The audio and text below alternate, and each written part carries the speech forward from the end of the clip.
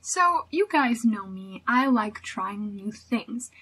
But, like I said in my last video, for the past little while, I felt like I really haven't been doing a lot of that. So, for the past few months, I have been working up towards trying a bunch of things that I haven't ever really experimented with at all. But today, I'm going to be doing something that isn't so behind the scenes, and that is a prompt video. I'm very scared. I'm very nervous. I've put off making this video for a long time because I just don't know how this is going to work or if it is going to work at all. And what it is just dictionary prompts.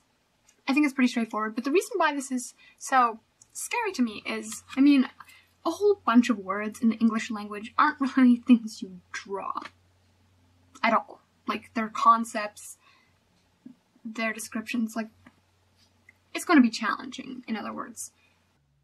So I have my dictionary here, and I think what I'm going to do is I'm going to choose 2 words to base my illustration off of and just have the words loosely inspire what's going on and not really have a whole lot of pressure going on, because I have a feeling this is going to be quite a challenge as it is, and that I might not want to follow it exactly to the T anyway.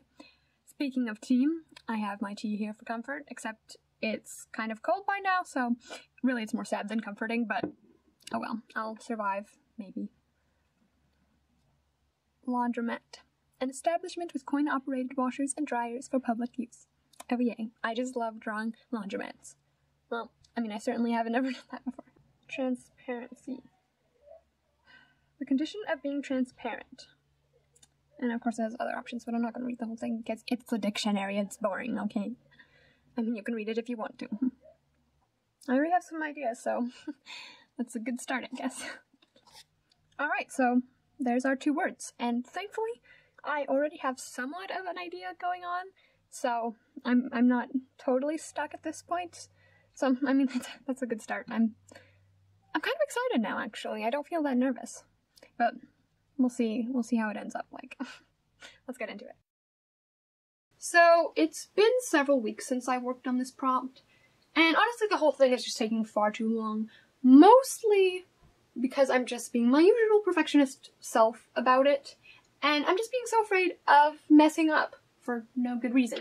So eventually I got so tired of it that I drew these horrendous sketches, and I call them horrendous because look at that anatomy right there. Like, what is even going on? I don't know, don't ask me. I wasn't referencing them at all. The point, like I said, was just to get something down on paper, and also to kind of figure out the positioning of the cats.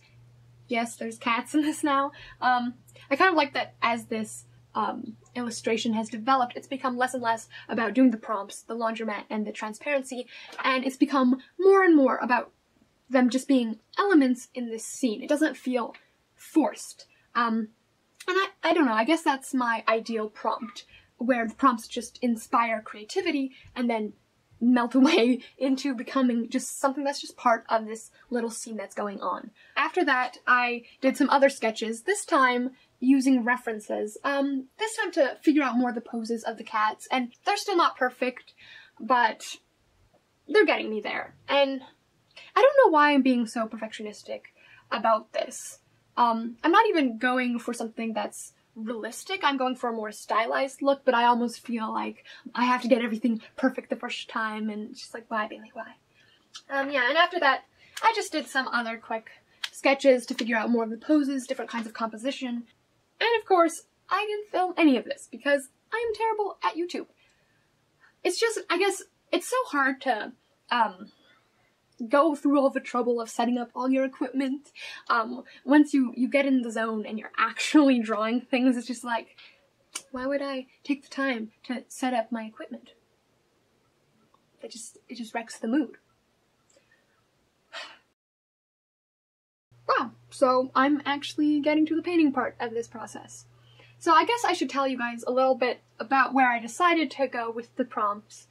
I think the laundromat part of it is pretty obvious. It's just the setting. I don't really know what else you would do with it. As far as the transparency, it's just the washing machine doors. Honestly, it feels like a little bit of a cop-out, but I'll allow it because I make up the rules around here.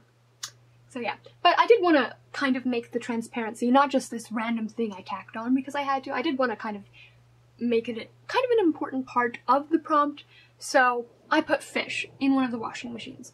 because that totally makes sense and happens all the time.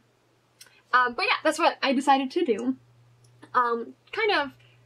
I guess it kind of makes it more of the point, so I feel a little more justified with the transparency thing. And I don't know, it was just kind of the first thing that popped into my head when I had my two words, fish in a washing machine. It's a pretty clear connection, obviously, so that's just what I did. So yeah, as far as the cats, those are totally my sister Geneva's idea, because I was talking to her about this, as I typically do, and she kind of mentioned how she imagined cats peering in, and I was like, that's a good idea, but I don't know if I'm gonna do that. Well, obviously I did do that, so yeah, credits to her. I basically stole the idea from her. And yeah, I guess that just made it a whole lot more interesting. I was thinking I was gonna add something else. I wasn't thinking cats at first, so there you go. People are helpful sometimes. So yeah, I painted this with gouache paint. I recently got some newer gouache paint that's higher quality than my old Reeves brand, which I honestly didn't like that much, even though I did really like the gouache. It was kind of annoying because they get very splotchy sometimes. However, I did not use my higher quality gouache for this painting because I had some leftover Reeves on my palette and I didn't want to throw it away, so I decided, I guess I'll just use it. Other than gouache, I added a little bit of colored pencil, as I practically always do to everything, regardless of whether it's a colored pencil piece or not. So I did that, and a little bit of white charcoal for highlights. Except my sharpener broke with a piece of white charcoal in it, and it's still stuck in there no matter what I do. But that's a rant for another day. Yeah, I'm surprised with how much I actually like this prompt in a lot of ways. Like, I was expecting to like it, but because I don't do illustrations much, I mostly do realism, like I said, it was a bit of new territory for me, so I wasn't really sure how it was gonna go or if I was gonna like it that much. But I like it a lot. I'm really happy with how it turned out overall, especially once I added those highlights, and at the end when I added the blue pen all around. I think that just pulled it in together, and you know, it makes it look a little more realistic. Not the pen part, people don't have outlines around them. I mean the highlights and the shading. That I like to have a little bit of realism in my illustrations. Gotta stick to your roots. Yeah.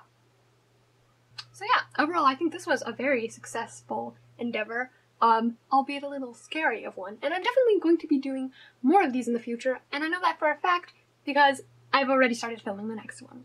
So I guess stay tuned, subscribe, notifications, and that way you'll be able to see my other dictionary prompt videos. That's all I have for now. Bye. Great ending, Kaylee. Great ending.